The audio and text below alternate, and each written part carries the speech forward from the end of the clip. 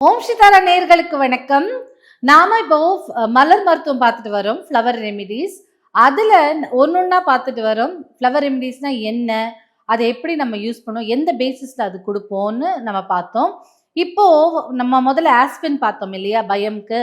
இப்போ பயத்துக்கே நம்ம இன்னும் வேற என்ன கொடுக்கலான்னு பார்க்கலாம். முதல்ல பயத்தை நம்ம கேட்டகரைஸ் பண்றோம், ஒரு பிரிக்கிறோம், பகுதியா பிரிக்கிறோம். அப்போ ஆஸ்பினுக்கு ஒரு வெரைட்டியான பயம் இருந்தா இது கொடுக்கலாம். இப்போ பயத்திலேயே பல வகை இருக்குது இல்ல. பாதி கதவு திறந்தா பயம், மீதி கதவு மூடினா பயம், உட்காந்தா பயம், எழுந்தா பயம், அதுக்கு ஒன்று பார்த்தோம். இப்போ ஒரு சில டைம்ல நம்ம மைண்ட் என்ன பண்ணுவாங்க அப்படின்னா, நம்ம கண்ட்ரோல்லே இல்லாம போயிடும்னு பயப்படுவாங்க சில பேர். எனக்கு கோவம் வந்தா நான் மிருகமா மாறிவிடும். நல்லா இருப்பாங்க, திடீர்னு கோவம் வருது, கோவம் அவன் நிலையிலேயே இருக்க மாட்டான் அப்படின்னு சொல்ற தாயும் பார்த்துருக்கோம். ஹஸ்பண்ட் ரொம்ப அன்பா இருப்பாருங்க, திடீர்னு கோவம் தான் பட்டு பட்டுன்னு அடிச்சிடுறாரு. அதுக்கப்புறம் சாரி சொல்றாரு. அவங்களோட செயல் அவருக்கு தெரியுது தப்புன்னு, பட் அந்த டைம்ல அவருக்கு அவ்வளோ கோவம் தான் பிரதானமா இருக்கு அப்படின்னு சொல்றவங்களும், திடீர்னு கோவத்துல என்ன பண்ண தெரியலங்க, எனக்கு ரொம்ப பிடிச்சவங்களையே நான் ஹர்ட் பண்ணிடுறேன், இல்ல தன்னைத்தானே இது ஒன்று பழி வாங்குறேன்னு சொல்லிட்டு தன்னைத்தானே சூசைட் எல்லாம் பண்ணிக்கிறது, இல்ல மிச்சவங்களை ஹர்ட் பண்றது.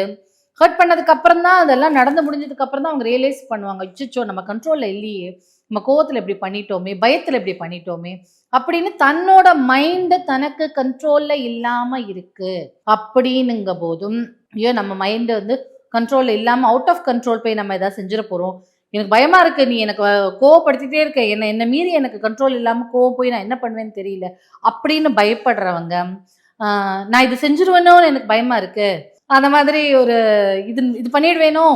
சில பேருக்கெல்லாம் மாடியில போகும்போது அப்படியே குதிச்சிடணும் தோணும், தன்னோட மைண்ட் தன் கண்ட்ரோல்ல இல்லாதபடி இருக்கும். அதே மாதிரி யாராவது பக்கத்துல தான் தள்ளி விட்டாங்க, ஏன் தள்ளி விட்டாங்கன்னு தெரியாது அவங்களுக்கு, அப்படி ஒண்ணு இருக்கும்.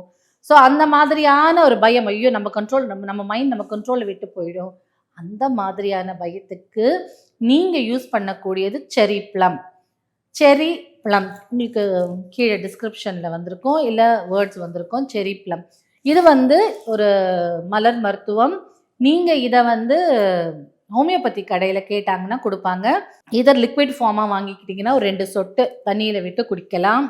இல்ல சுகர் பில்ஸ் மாதிரி வாங்கிட்டீங்கன்னா அப்பப்போ ஒரு 5 பில்ஸ் வாயில போட்டு உமிழ்நீரோட அது விழுங்கணும். இதுதான் ப்ரொசீஜர். முதல்ல ஒரு 3 வேளை எடுத்து பாருங்க உங்களுக்கு எப்படி இருக்குன்னு. கொஞ்சம் கொஞ்சமா அதை மாத்தி, அது குறைஞ்ச உடனேயே, அதோட தாக்கம் குறைஞ்ச உடனேயே நீங்க மாத்திட்டே வரலாம். மலர் மருத்துவத்துக்கு என்ன ஒரு தன்மை இருக்குன்னா, தலைவலினா எல்லா தலைவலிக்கும் நம்ம போட்டுக்க மாத்திரை போட்டுக்கிற மாதிரியோ, ஜுரத்துக்கு ஒரே மாத்திரை எல்லாருமே போட்டுக்கிற மாதிரியும் அப்படி கிடையாது. மனநிலையையும் குணாதிசயங்களையும் பேஸ் பண்ணி இருக்கக்கூடியதுதான் மலர் மருத்துவம். இப்போ இன்னைக்கு உங்களுக்கு ப்ரிஸ்கிரைப் பண்ற மலர் மருத்துவம் இன்னும் 10 நாள் கழிச்சு உங்களுக்கு அது இல்லாம இருக்கும்.